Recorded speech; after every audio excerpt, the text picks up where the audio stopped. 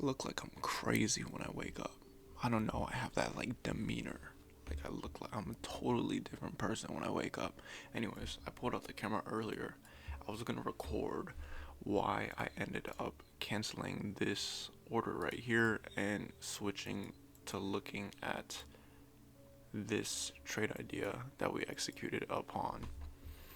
So let's get into it. Price action today, we were overall bullish, clearly. If I go to my TradeZella, bam, okay, bam. If I go here, you can see we have a lot of images. Recently, we have been doing a lot of note taking on what works for us within our trading, where can we improve, how to actually improve in our trading, and how to actually understand whether it is a psychological issue we have pertaining to our losses and or if it is a technical issue. I found personally for me it's a technical issue when going back and looking at everything. Really, I don't have any psychological issues. I think I've lost so much that like my brain just become fried. Like, dude, my brain's just become fried. I think it's necessary in your trading. You have to lose so much or lose so big to the point to where you're just anyhow, and that happened a year ago. So psychologically we don't have any issues, which is good. Of course there's going to be times where you still going and FOMO and all that other stuff, but if you can stick to your technicals that set you in place in order to not do those bad habits, I think you can heavily mitigate um you know ever starting them.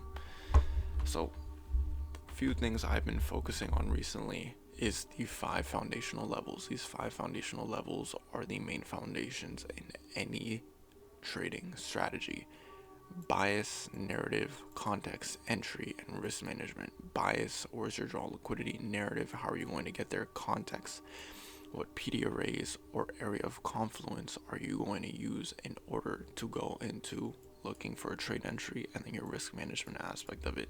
It's pretty simple. You can pause and read. These are my personal notes.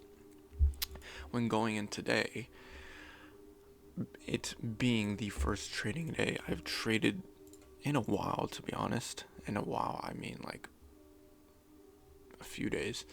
I didn't trade Monday. Totally just ignored Tuesday and Wednesday because of news. So today and tomorrow are the only days I was actually looking to take any trade positions because of price action. Yesterday we rallied because Trump won. Finally, hallelujah. Thank you, Jesus. Oh my gosh. Right now we're just executing on the Top Step accounts. I already canceled the renewal of it, so I'm just using it as a demo account just for fun to trade. Basically, you can see our stops are in profit. The risk is in accordance to how we would continue managing these accounts in drawdown, but this is subjective. It doesn't even matter. If I want, I could just close that. So let's go to the actual trade. Today we had one of our higher probability days. If I go to, that's not right. Let's go to my canvas. No, 16-week goals, bam. We see right here probable trade factors. We learned this last week. No news trading Mondays specifically, or no news trading days. 8:30 a.m. high impact news days and ISM news data. Obviously we had ISM news data this week, but because there were elections we avoided it. But we know today with 8:30 a.m. high impact news, this was a day that could have been probable for us to trade. We do have FOMC at 11 a.m. PST, so 1 p.m. EST. And I wrote, on the daily time frame, we are bullish. Price action showcased market structure shift to the upside, validating our bullish bias. This was on the daily time frame. We are currently looking to follow trend as price continues to the upside. Focus on proper top-down analysis. Don't overcomplicate bias. How can you mechanically find your bias? Now, let's get into the actual charts. I wrote this while I was going throughout the trading day. I just copied and pasted from my notes because I kept skipping back and forth. Right here we see we're bullish. Originally I was bearish, wanting to see this daily fair value gap get filled, but we've seen within it on the 4-hour time frame how price action was developing. We clearly knew we would invalidate that. Price action is continuing to the upside right now. We have arbitrage on liquidity. I really had to scale down for this because we really only have 2 on the daily right here, and I'll just set this alert because why not. Right here on this daily swing high and then this all-time high. So I scaled down on the 5-minute time frame, found the equilibrium of a 5-minute fair value gap that we could also use as a draw on liquidity in order to continue trailing. I do think it's possible we could take out this all-time high today, and then Friday end up being just bullish trading at all-time highs above. However, we'll see. Price action on the 4-hour was continuing bullish. Cool, good to know. Price action on the 1-hour continuing bullish. Good to know. Now, on the 15-minute, this was interesting. The old me would be looking for a 15-minute fair value gap retracement right here. However, we did showcase and form a breakaway fair value gap, giving me the confidence that we would not be retracing for that. After not retracing for that, scale down on the 5-minute, seeing why we wouldn't need to retrace for that because we already made this 5-minute retracement. Now, after making this 5-minute retracement, typically what I like to see is something like this. The accumulation, let's say this is the 5-minute retracement right here, the accumulation on the 1-minute, 5-minute retracement, then market structure shift back to the upside. We slightly seen that. If I scale down on time frames, we did see the market structure shift back to the upside. I guess you could say this accumulation did get swept, but it wasn't picture perfect how I imagined it. Obviously, price action won't always give you a picture perfect price action, but we did end up forming that 1-minute imbalance within a 5-minute. So we had 2 PD arrays we were looking to execute off of. Pretty validating. This was our original trade entry. This is what we were looking at right here. This is how it would have played out. However, we ended up canceling it upon seeing this accumulation. That's when I pulled out the camera because I wanted to explain this, why I was doing it. I wasn't canceling it due to not wanting to get into the trade any longer. I was canceling it because what I noticed was another one of our confluences we've seen. If I go to right here, let's zoom in right here. One thing I found is accumulation prior to the sweep. You can see that's another tick profit that just got hit. All of it is really subjective. We're just focusing on the learning process. Nothing changes. Anyway, so the accumulation prior to the sweep, that right there is what we've seen is very probable when looking at our wins. So what did Lonnie do? If I go right here to my trading folder, reviewing winning trade commonalities, let's go right here. Let's look at something like this. Bam. You know, I could click on any one of these and it's all the same because it's a common denominator within our trading. The accumulation before the sweep, it just showcases higher probability to me. So that's what I like seeing, and that's what we've seen today. So I canceled this one. Also, if price action would have continued to liquidate, it would have given me the confluence that yes, we were just simply beginning to consolidate after taking out that daily high, and we could just continue to liquidate lower. So it gave me, the risk to reward aspect of it was pretty clear. So price action swept it out. I wanted to see this 1-minute bearish fair value gap become invalidated. Once we did, we formed 2 fair value gaps, 2 PD arrays that we wanted to see price action reject off of right here and right here. We ended up retracing for this one right here. You may be like, well, Lonnie, why did we retrace for that one? Because that was within discount. You can always, cool tip, and I learned this from Justin Werlin, you can always emphasize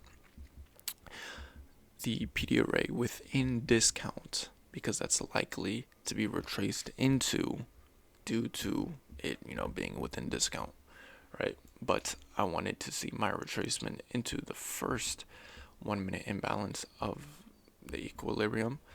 We've seen that once we started to make the push back to the upside. I was anticipating for us to see the validation of this, both 1 minute inverse and 1 minute for value gap. So you could see this plays into our entire trading playbook. If we go into TradeZella playbook, and I'm showing this to you guys like fully, all of my data stats and stuff. So, and I'm showing this to me because if anything ever happens, I could come back and watch this video and I'll know what I did right and wrong. This trade was not off of a higher time frame for value gap nor liquidity sweep. However, it was following trend. Forget the display. I guess you could say, sure, there was displacement, discounted price action, yes, inverse for value gap, and liquidity sweep, market structure, strong displacement. All of these got tagged. When we're able to check all of these off within our trading playbook, that means it is a very good A+ trade setup. So, anyway, that happened. Price action continued that push to the upside. Once we hit our first take profit, we set stops at. We trailed them below this recent swing low. Right now, stops are within profit right here, and yeah, that's about that. So, what's gonna happen throughout the day? I do think targeting this draw right here is it's overextended. Right now, if I was trading with real money, I would have been out the trade. I would have called it a day, probably around this 1 to 2.26 R risk reward ratio, or I would have taken off a heavy trade position, just let the rest ride. Because on the higher time frames, it does look like it's possible to take out that draw today. I just don't want to overextend it. Did I close Chrome? No, I didn't. When looking at it, we played out the scale of everything. So if you guys are curious, we'll just trash it. I was playing out the probabilities. We are bullish, strong bullish displacement. We're following trend that counts as 2, as well as validating lower time frame bullish confluence, forming breakaway for value gaps. We have our daily drawn liquidity. We have a narrative. We understand where we're going, compared to us having possibly have the probability to continue lower because we took out daily drawn liquidity. Because what was the other one? Oh, because we were overextended on the day. What else? And because we want to make a macro time frame price action retracement, we've seen that the bullish confluence played within to our probability. Like I said, all we're focused on is the probability, being able to weigh out the probability, right? That's our only focus. Because there's always going to be probability for you to buy and for you to sell. And don't allow this to paralyze you from taking a trade. That's all our focus is, really. It's nothing more than that. It's neither making profit, a winning streak, losing streak, or anything, really. It's just being able to weigh out the probabilities and see, okay, which one's more likely and how can we play into the proper probability instead of the negative. Anyway, that was our trade recap for the day. What's going to happen? What do I think is going to happen if we close below this 5-minute low? I do think it will be possible for us to push back to the downside and maybe make a macro time frame retracement, stopping us out. Anyway, yeah, that's all I have for you guys. And if not, we validate this 5-minute imbalance, continue pushing to the upside, but we'll see what happens. Hope you guys enjoyed this trade recap. I'm going to go in, journal, do more note taking on the day, and continue to emphasize this right here. And yeah, emphasize the 5 fundamentals and make sure that it is an actual technical issue or a psychological issue before trying to determine an illness for something that you don't know the issue of. Meaning, If you think you're struggling with technicals, don't blame it on your psychology. And if you think you're struggling with psychology, don't blame it on your technicals. Let's actually find the root of our problem. Then let's approach it in a data driven state of mind so we can actually emphasize backing our actions behind data driven results rather than just feeling, warm fuzzy feeling. Anyways, thanks for watching. Hope you guys were able to get value from this. Yeah, peace.